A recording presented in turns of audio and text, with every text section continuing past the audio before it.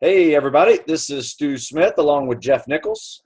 This is the Tactical Fitness Report with Stu Smith and Jeff Nichols.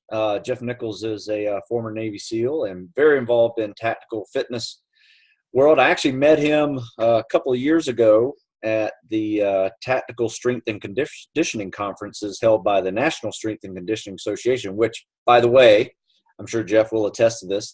If you're serious about tactical fitness, you really need to hit these conferences or just the units of study, because they are real, it's science-based, and you will learn so much. I go there to speak. Jeff goes there to speak. Jeff's also done a really cool TED Talk, which is definitely a bucket list item for anybody in the business of speaking. But yeah, I mean, I go there to speak as well, and I probably watch at least a dozen other speakers and learn so much from the best in the business. So that's my plug for the NSCA. But anyway, Jeff has a great program down in Virginia Beach. How many years did you do in the system? I spent 11 years on both coasts. Okay. And I started out Team 5 and then ended up in Virginia Beach my last 8 years. Yeah.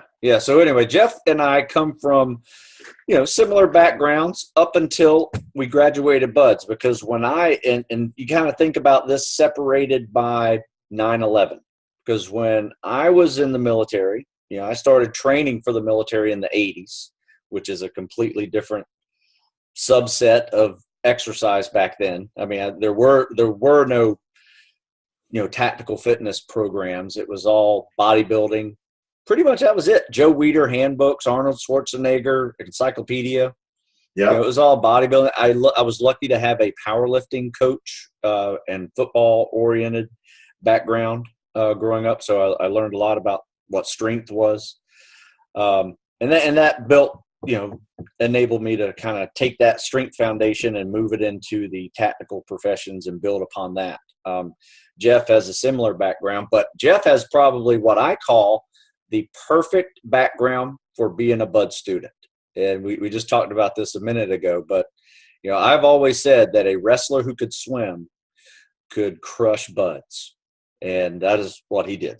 Go ahead and speak about your background. Yeah, Jeff. I think if unbeknownst to me, really, I grew up in Iowa. Wrestling is king. I at a very young age, I started swimming because my mother had two brothers that drowned, actually. So my mother was hell-bent on making sure that I was a proficient swimmer. So I actually remember swimming before I could walk. I don't recall it, but this, as my mother tells me, I was in the swimming pool swimming before I was still crawling. So long and the short is, I got to buds, again, growing up in Iowa, I wrestled since I was a child, and I got there, and I think that maybe that combination, like I wasn't the best runner. I was proficient for sure. I was a little heavier. I was 185 pounds when I went through buds. But for me, being that proficient in the water and being used to being uncomfortable, that wrestling has done for me. And also kind of like the both, like you may be in a relay event, but you're standing there in a 1-inch Speedo, right? We talk about wrestling being a team sport, and it is, but it's just you and the mat, and you have to deal with it. So now, is it a guarantee for success? Certainly it's not. And I think a lot of that too, what Stu and I were talking about, I came in after, when I was in the middle of grad school, I joined the Navy, and that biological maturation for me, I think was really important. Will I admit that I think I would quit if I had gone from high school into buzz at 18? I probably won't say that I would, but I think I would have had a much more difficult road. College for me was a really good maturation process for me. So that's it's the same way. I agree with you a lot on that one, Jim. I mean, I'm sorry. I have another guy I do these with. That his name's Jim. So sorry, Jeff. But I have another story exactly the same way. I was 22 when I went to buds after college. I know for a fact I wouldn't have made it through buds at 18, because I left high school as a powerlifting football player, was going to play football in college. That didn't happen. Long story short, I just basically didn't make the team, and they were taking no walk-on. So, but I wound up playing rugby, and had a good time playing rugby. And I slowly started learning what getting in shape meant during those 4 years. You know, I thought everything over 100 yards was long distance, you know, when I was 18. And, you know, 1.5 miles was definitely long distance. And if you're going to try to get 2 buds, your first thing that you have to do is pass that 500-yard swim, push-ups, sit-ups, pull-ups, and a 1.5 mile run. Yeah. As simple as that. That is my 2 buds, you know, programming. You know, and Jeff and I were talking about this too. There's really kind of 3 different levels of tactical fitness out there. You know, you got the training, you know, which is usually a fitness test that, you know, gets you to the training. And also, you know, medical and background checks and all that type of stuff. But, you know, then you have to prepare yourself to get through the training. And I've always used the FITS principle for that one. I think back in my day, we called it FIT principle, FITT, and then they changed it to FITS principle, which is frequency, intensity, time, and type or specificity. Yeah. You know, so, you know, what are you specifically going to endure? You need to start preparing your body for that. You know, if you're coming with a background of, you know, a non-lifting background, you should probably start building some strength. And, you know, if you're an endurance guy, you know, I think I've always said a few times, or people have come back to me after buds and have said it really is a running man's game out there. And it is a running man's game. But at the same time, there's a lot more to it. You know, I've seen runners not make it through buds that can crush a 4-mile timed run in 24 minutes, but put them under a log in a boat and they get crushed. Yeah. You know, I've seen swimmers who are great swimmers, but, you know, put them on land where there's gravity and they're not used to running in gravity, shin splints right off the start, you know, or, you know, stress fractures. And then I've seen guys like me, the power lifter guy, you know, and football player guy that, you know, great under a log, felt like a great little bicep workout sometimes, a little shoulder workout. Wasn't that hard under a log. I won't say it was easy. You know, you do anything for 12 hours, you know, during Hell Week, and it's hard. And, you know, you're able to handle that, but being heavier makes it harder on the obstacle course, makes it harder on rope climbs, makes it harder on pull-ups, makes it harder on running. You know, all those little things. Everybody has a weakness at buds. And I think that's one thing that Jeff and I come from the same school of thought is, you know, you can't be great at one thing. You really have to be good at all of them. Yeah. Yeah. We tend to favor what we're proficient at. Yes. And that's no different than anyone preparing for buds. In the way that I think the best way to say it is, like, I think in the fitness world, because it sells to be polarizing, in our world, being polarizing does not at all improve accomplishment, right? The sense of it, or the literal, like, the guarantee, or the closest guarantee we can get is get through it. But that's the typical sort of trend so far, is like, well, if you're really good at being strong, be strong. If you're really, and it's you got to swallow your ego a little bit. And I'm 240 pounds. It would be ignorant for me to say you should be like me and go through buds. That's just stupid. That would be a bad idea. I would also say if you're 115 pounds and you run like the wind, right? I looked up what the average body weight. I just Googled, hey, what's the average body weight of a world-class runner? A world-class or elite is the top 16 in any given sport, anywhere in the world at a given time. The average body weight is 106 pounds. So, like, we look at, like, well, I really need to run. Yes, you do. But if you really start refining, again, that's where kind of our biological maturation for me was important. Like, at 18, I don't think I had the physical capacity to endure that volume. At 22, I did. Yes. Not to mention the mental capacity to receive that negative feedback, as we talked about. That's important too. If someone is not used to just someone telling them that they're screwed up, even though it's, you know, for a lot of guys, I came from a great household. I grew up in the Partridge family, essentially. Yeah, same here. But it was strict, appropriately strict. But being an athlete and doing those particular sports and going to college and being a college athlete and then being a strength coach at college and teaching, like, it gave me a sense of, like, well, I showed up to 180 buds students, and I felt like I had the emotional stability to handle it. Because some of the BUDS instructors were my age. Because I was 22, there was 2 instructors that were first phase instructors who were my age. Wow. So I felt like I had the capacity to relate with them. Certainly we weren't hanging out and watching together, anything like that. But I felt like I could handle it. If those people that were teaching me had endured it, certainly I could. I tell you what, we had a few. First of all, we had a lot of 18-year-olds in our BUDS class, and you probably started out with that. And that's just the way the Navy is. They pull you from the street and take you straight to SEAL training. And unfortunately, a lot of those guys don't make it after Hell Week. And you see your classes, your age, average increases significantly after Hell Week. I remember, I think we probably had 2 or 3 18-year-olds by the time we graduated. But I will say this, those kids that graduate at 18 years old are remarkable people.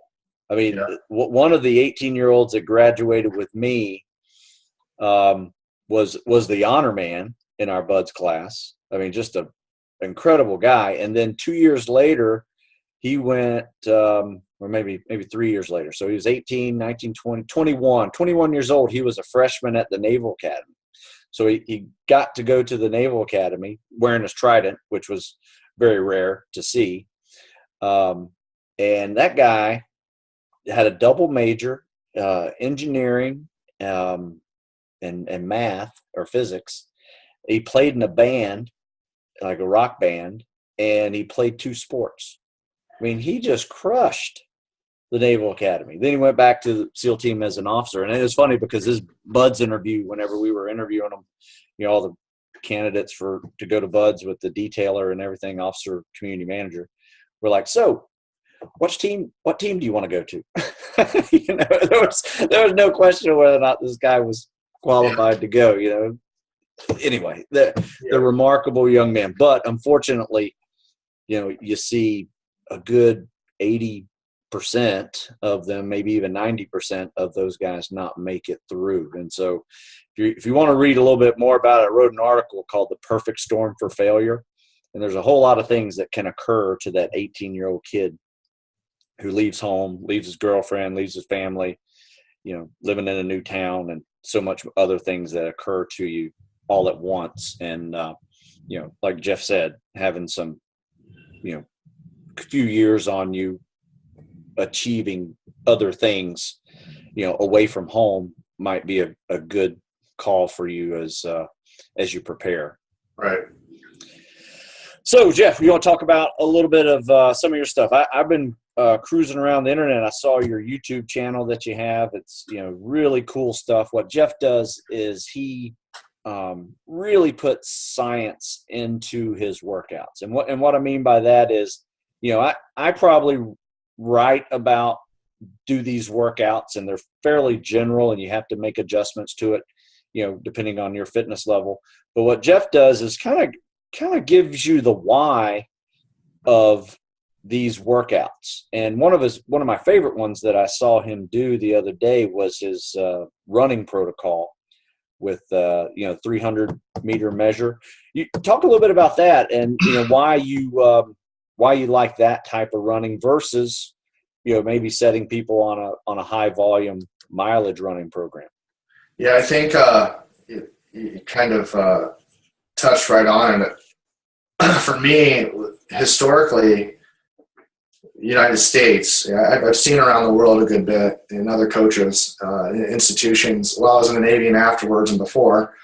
The United States has always been really good at coaching, and then trying to take some of that science that Europe is so well known for. Obviously, they have good coaches as well, but trying to blend them together, because now we have, again, unlike where I was in high school and you were in high school, where my direction was muscle and fitness and Joe Weider and those guys, we can start blending them together. And I was always the kid, to your point, it was like, why? And I would just annoy the hell out of my teachers, right? And they just send me off to get them out of their hair. And it always stuck with me. It stuck with me in the teams. I really need to understand why because you get to a point in the professional world, and especially in the teams, where you're like, when you become senior, you don't question authority for the sake of being a thorn in someone's side, but to really understand what is being asked of you. It's a matter of here's my expectations, here is your expectations. We've got to have some common ground instead of just unlike somebody. So that's where you and I get along so well, is that we have a real common ground, and we need to blend them. And that's what we talked about the other day, is that there is enough people wanting to go through training, and there's a handful of us that are really trying to do the ethical way of guiding these folks to get through. So I looked at it from a high performance sports world. Like, okay, what is Steve Prefontaine? If you don't know who Steve Prefontaine is, please look it up, right? Yeah. Or any Olympic athlete. Lolo Jones's running program I've seen, and a bunch of others, and I've been around those institutions, Olympic institutions. And I wanted to say, well, why are they running this way, and why?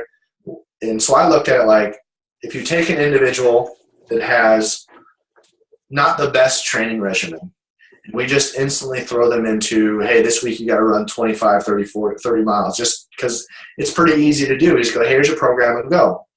It can be on paper. That's not to say that there's not a lot of, hey, well, if this happens, do this. Any training program should follow with, it depends. Yes. Right? And it's not like you have to do this is the only thing. So take it for what it is, because we have to create a starting point.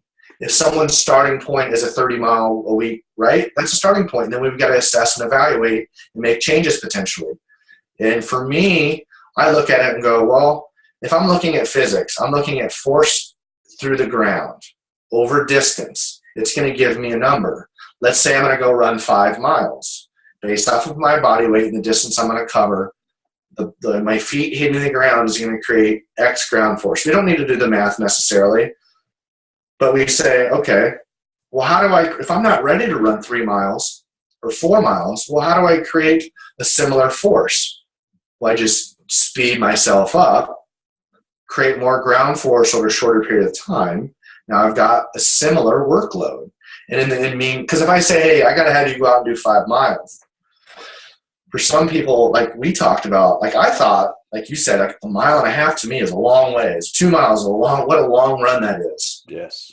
But if I say, hey, listen, let's break it up into intervals, where just like a child, it sounds crazy, because if you give a child in sport very specific biomechanic instructions, they go, oh, like baseball, keep your hands inside the ball, do this. You just go, hey, get your hands up and swing as hard as you can. They'll get their hands back and they'll go, right? If I say, hey, listen, because they understand the concept of fast. Run as fast as you can, throw as fast as you can, swing, whatever. Right. So if you tell someone, hey, for 300 meters, I want you to run as hard as you can relative to your capability, that's a guideline for success. Like that's where establishing a start point.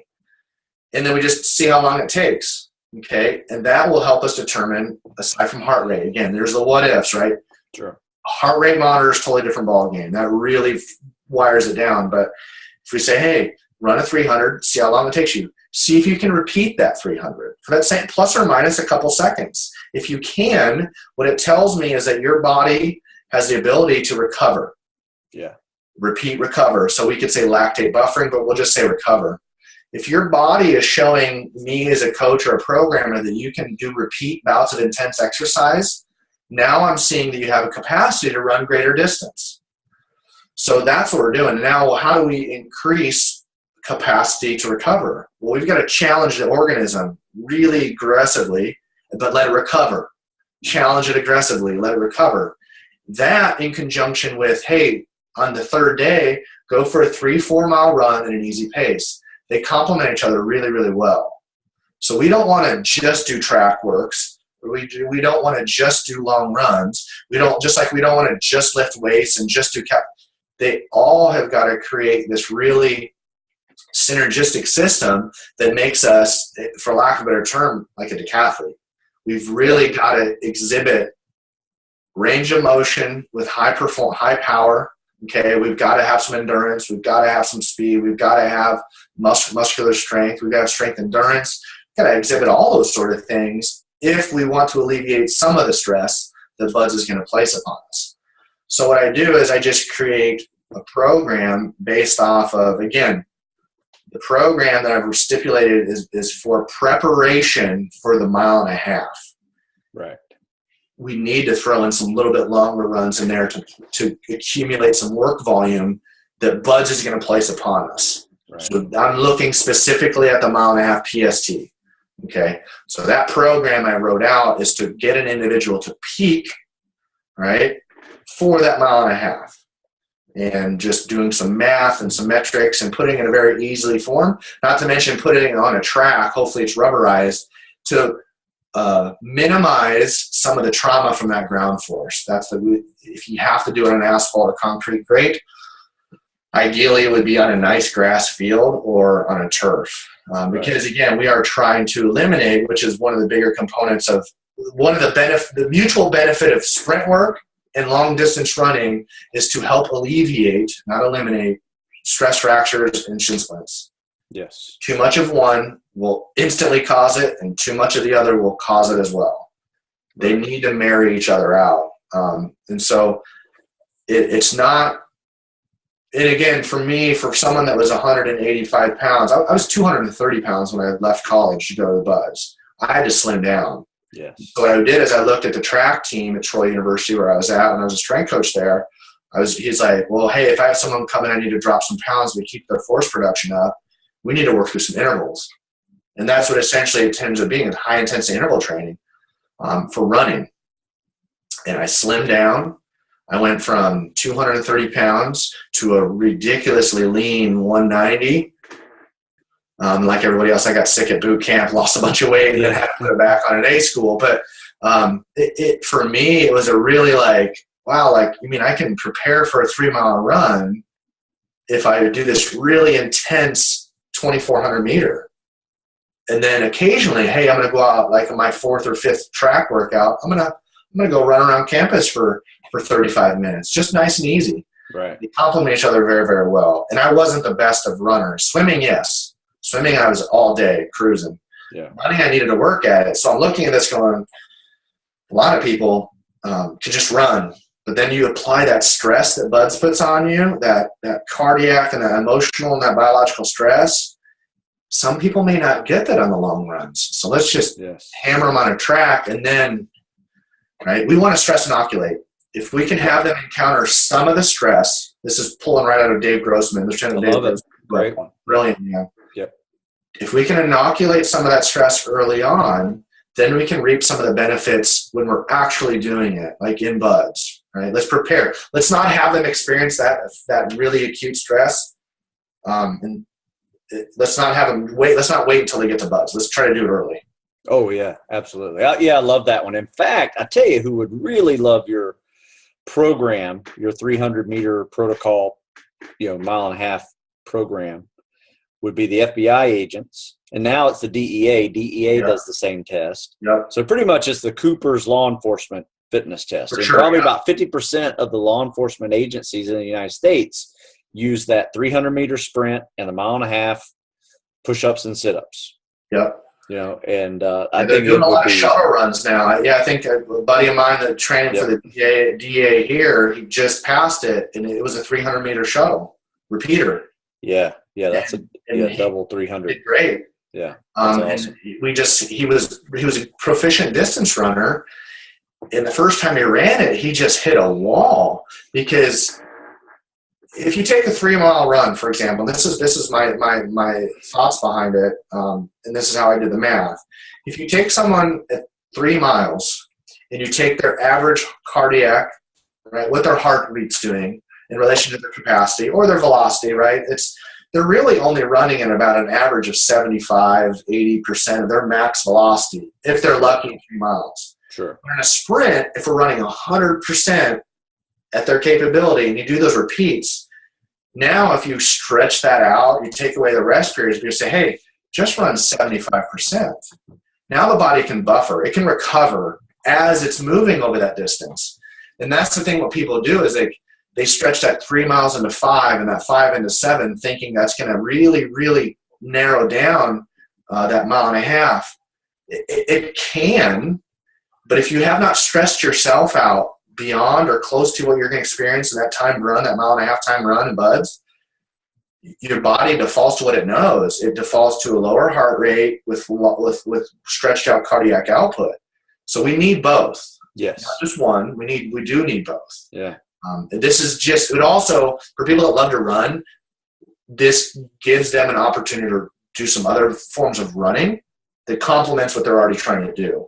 Yeah, absolutely. One of the biggest questions I get, I'm sure you get, how much should I run every week? Yeah. And what's the answer? It depends. It depends. Yeah. Right? It really depends on your base. Where are you running now? How much have you been running in the last 2 or 3 months? Right? If that's 0, I mean, you really have to baby step your way up to 25, 30 miles a week. It's not something you just jump into even a month. I mean, you're looking at a 2-3 month process to build up to that. Yeah. You may be starting out at 5, 10, miles a week for the first couple of months, working on your speed. That's critical, and then, some distance, and your longest distance run at that level is probably going to be 1.5 miles. Sure. And then that's stretching it, on some protocols, will not even have you running that far, and they'll have you running every other day, maybe doing a hard non-impact Tabata interval, in between, especially if you're susceptible to shin splints or knee issues or overweight, and you're really going to put the force, stresses on yourself if you're trying to lose weight at the same time. So the answer is it depends. How much should you run a week? It depends. Yeah, there's one thing we know that doesn't work, and that's not being able to run, right? So if someone's like, well, I got to put these miles in, and it's a little bit overwhelming for them, and they're like, well, I'm just not going to do that part of the program because this, again, we're looking at things that we need to, because, again, it's, the tactical theme is like, you don't have a choice, you've got to do it. Yeah. And if you get acclimated to, well, this can wait, that becomes a big issue emotionally when you get to bud. So if that, and that's the beauty too, if it's like, man, like I'm really eating up these miles and it feels good and it's working for me. But let's say you have a hard day at work or college or whatever it is, and you're like, man, I just do not feel like, how many times you see guys, men and women training for a marathon go, today's the 18-miler. I am dreading that, right? We'll go, okay, well, like if it's really affecting your nervous system, well, just push that a day or two out, do some track work, do some pool work, but prepare for it. We just don't want to, well, sometimes it's a good time to just do nothing. But if we need to get the volume in, we need to get the volume in. Yeah. Whether it's longer distance running or it's track work or anything else, pool work, whatever, but bike work. Yeah. Yeah. Absolutely. Yeah. How about this common question? Daily PT.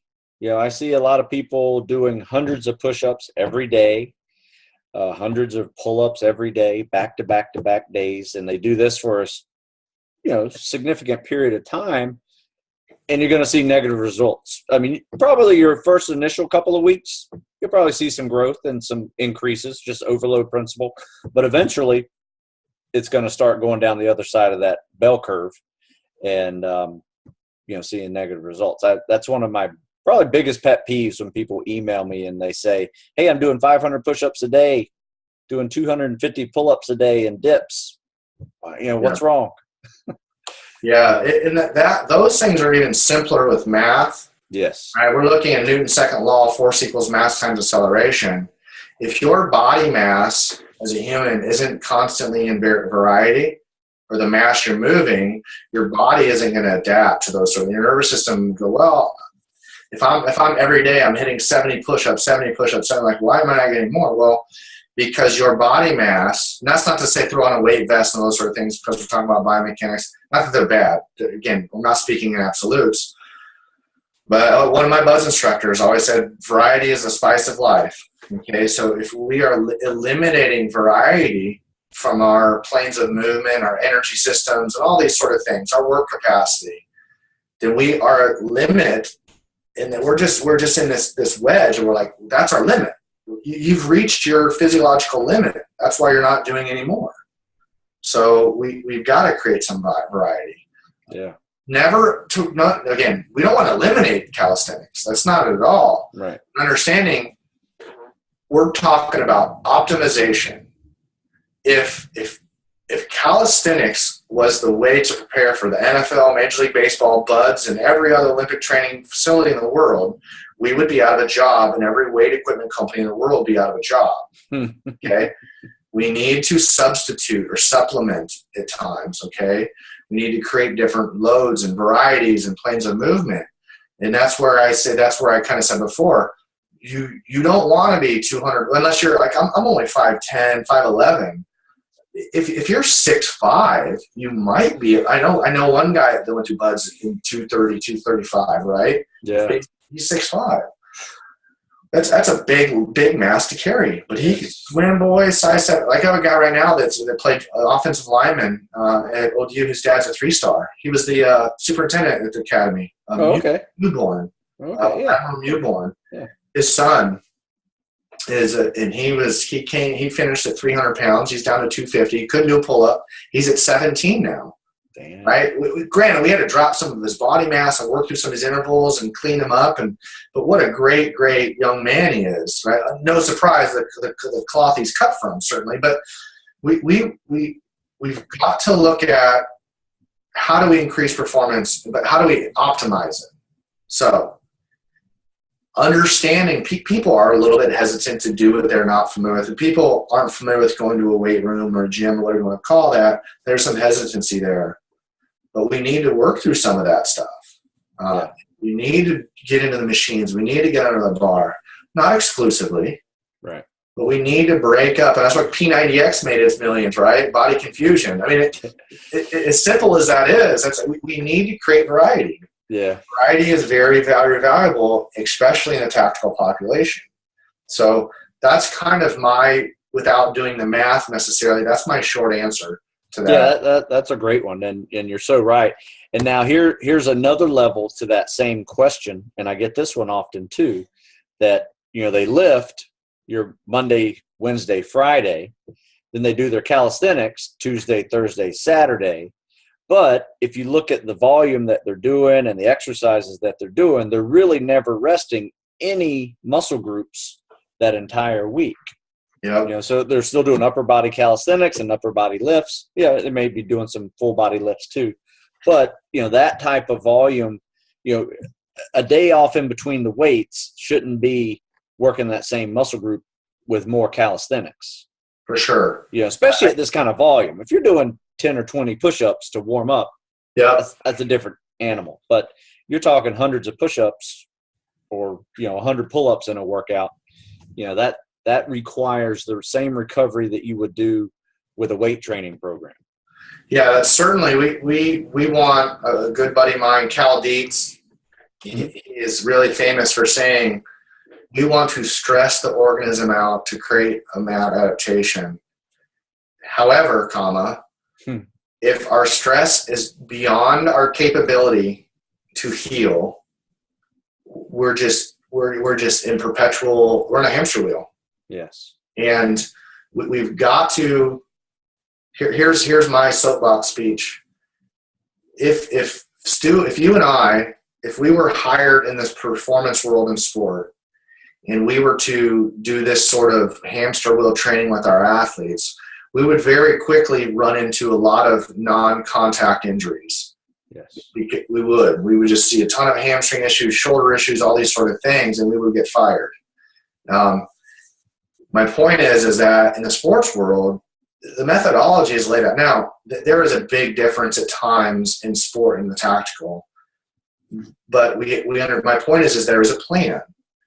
BUD/S, the process and the planning that goes into that is very finite, and it yields a really great result.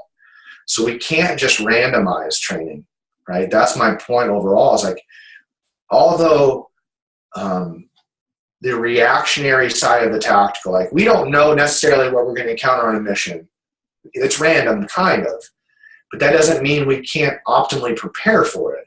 BUD/S, albeit a little bit pretty chaotic, but there are milestones. There are very clear milestones. And there's this huge historical pool of people completing the training. So for us to approach it like we don't know how to train for it is a little bit ignorant these days. Like just this maddening tire flips and body armor rucks and all these sort of things, all of them are great. But understand that if we are not optimizing the organism through appropriated stress, then we're just going to overtrain. Yes. And Buds is going to do that. Like that's the test. If this isn't a parochial study in terms of learning a language or mathematics, if the physical body shows up to Buds overtasked, now granted, there's boot camp and some other things in between it. But if you show up to Buds overtasked and overtrained, because day one, it's game on, yes. Right? It's a absolute like hair on fire menagerie at Buds, and it stays like that up into and through Hell Week, right? If you can't handle the physical stress because you showed up already 70%, 30% depleted, yeah, that's a tough nut to crack. Okay, so what we're trying to do is train our ass off as hard as we can, let it recover, yes. Repeat, right? Then we just step up. It's not this peak, he's huge peaks and valleys. We want to peak, ease out, peak up again. We need to do that. And if it's just constant overload, well, that's what Buds is. Yeah. But even if you've ever seen, and you've seen the manual of Buds, like day one, week one, day, like it's tiered. It's chaos as it is. It's planned. Yes, it is planned to the rep and to the time, and absolutely even the water temperature and how long you're going to sit in it. Yeah, and so because after years and years of doing it, they know what the max is. And it's brilliant. It's an absolute brilliant system because it will yield individuals that this community is willing to invest time and money in to train. That's what it is. It's deselection. Buds is not a training program. Yeah. It deselects to get to the individuals. If you train so fervently before you get there inadequately, you've almost already deselected yourself. So we've got to help them help manage people so they don't already because there are a number of people that I think show up overtrained, and had they not been overtrained and injuries start creeping, because you're never going to get time off in Buds, right? Unless you're in a fall where there's Christmas and stuff. But let's say you sprain your ankle, you may or may not get rolled, but they're not going to just let you hang out. You're never going to omit that training time. You're never going to get that. So don't show up 1 foot in the grave. Yeah. That's the big thing. Yeah, you definitely have to learn how to taper. Taper and recover, and it's all part of the system. Well, Jeff, I'd say we've gone for about 40 minutes already. There's so much that I think you and I can talk about. For sure. And I don't want to overload our listeners into more stuff, but maybe the next time we can talk about maybe the difference between what I see are 3, and maybe even there's a 4th type that I just figured out of tactical fitness, tactical preparation. So you got the training, like we talked about, like how do I get into FBI Academy? How do I get to Buds, right? And then you got to get through the training. You got to look at the specifics of what you're about to endure. And then, people look at you and, they see you doing these cool workouts and, lifting weights and getting big and strong.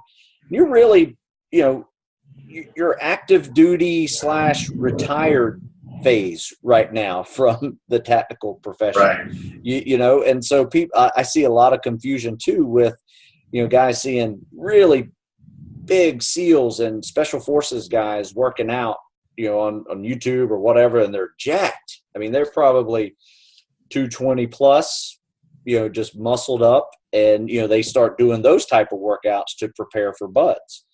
So you just have to know that there are workouts that will get you to the training, through the training, and then once you're an active duty operator, now you got scientists there to prepare you. That was one of the differences too between your generation and mine is, we just had some Master Chief who was the fittest guy in the team PT the crap out of us year after year after year. And I mean, they were great workouts. They were mostly gut checks, and we'd always do a crazy payday PT workout that took from 8 o'clock till noon to finish. Yep. And it was just, Yep. just there wasn't a program. Now there are actual exercise scientists who coach professional athletes and Olympians, and they're some of the smartest people in human performance that are there at the team, and that's what people see, the results of. They see these big muscular, special operators doing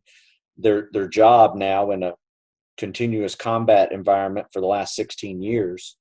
And there's a lot to what active duties guys need. They need, strength. They need maintenance. They need recovery. They need stress mitigation.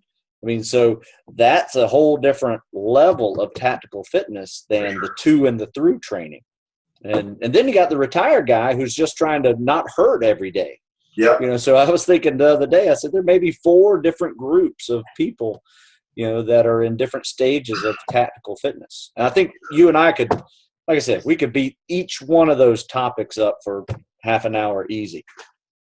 Yeah, no, I think it just, we could certainly save those for another time. I think because making sure that we do delineate that there are phases and that people are in a position to evaluate what phase they are in, because it also may change pre and post deployment.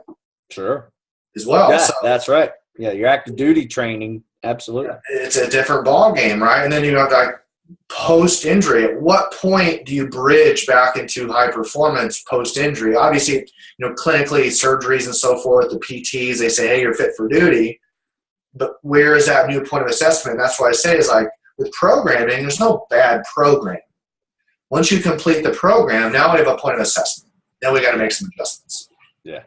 That's really good. Hey, tell real quick about the social media programming that we're going to be involved in. Yeah, a couple places you can reach me. My own Instagram, Jeff CSCS, is my Instagram handle. You can find me on Facebook by name. Also, a good friend of mine who is the proprietor and creator of Only Easy Day. It's the web, Facebook and Instagram just has a bunch of photos. Is my Bud's class, and he's been managing that site for about 8 years. He asked me to kind of step in, and he's got some other business ventures. He's just trying to keep up with it. So you can find me on there. I try to answer as many questions as I can ethically, and I will. I'll try to keep my opinion really removed from that. I don't talk about SEAL stuff. I think that's where Stu and I definitely, I think, really come to terms with is that's something that's really earned and not given. Now, Bud's in preparation for it all day, certainly, and we're happy to do that. So there's just check out the websites. I'm easy to get a hold of if you have any questions.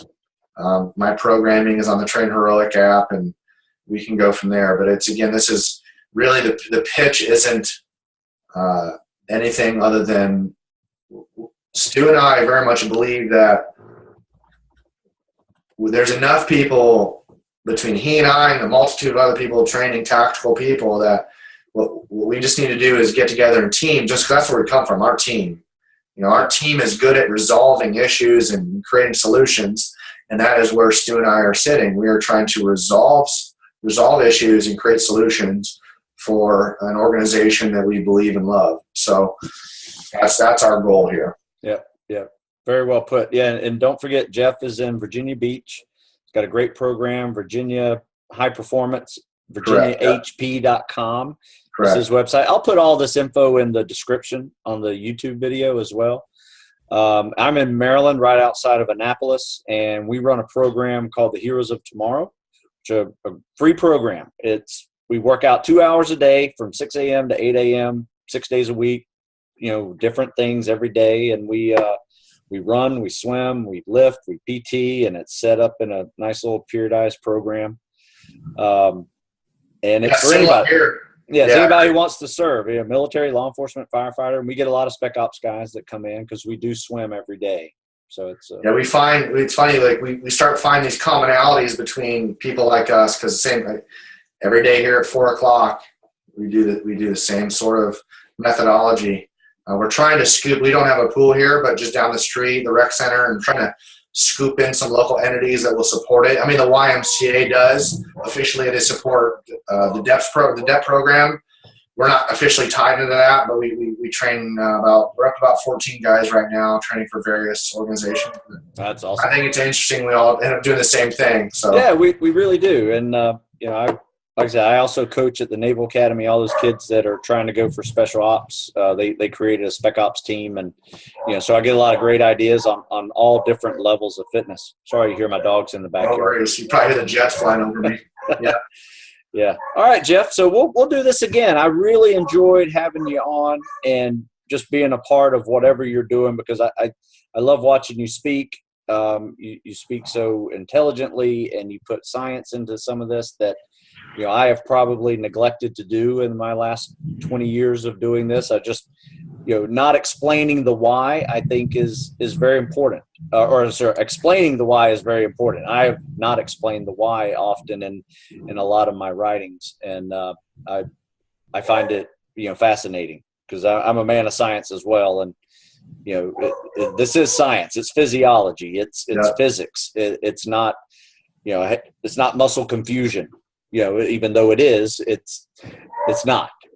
So it's really good. Really good being able to do anything with you, because I think you're brilliant in the business. And I even quoted you in one of my articles for military.com, talking about your planes of movement. If you don't think movement patterns are important, I think it was the lug nut analogy. How did you put that again? I use that a lot. I think that a lot of people, if they have movement issues or force production issues, put it in context to your vehicle. You could loosen the lug nuts on one or all of your tires, drive in a straight line at a very slow pace. You may not notice it, but the moment you change direction, accelerate or decelerate, you'll know right away that you've got some issues with that alignment. And the human body is the same way. It's just the human body it's a master at compensating.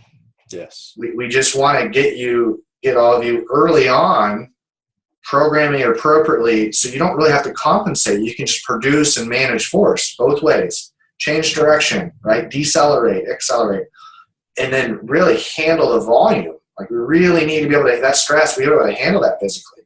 So that's my goal, is really to get people to go, I want to think about this objectively, be critical about it, and then formulate a plan. And that's what our community is so good at, is formulating a plan. Yeah. Well, Jeff, it's been a pleasure. For those of you who are watching, go to the description, check out all the links in there that have information on both of our programs, and find out for yourself, and start learning, because it really is a journey of learning all of this. It's not just one workout that you're going to do for the rest of your life. It is learning many different methods to train, and you got to get good at everything if you're going to be a tactical athlete. You just can't be good at one thing. For sure. Yeah. All right, Jeff. Thanks a lot. Anytime.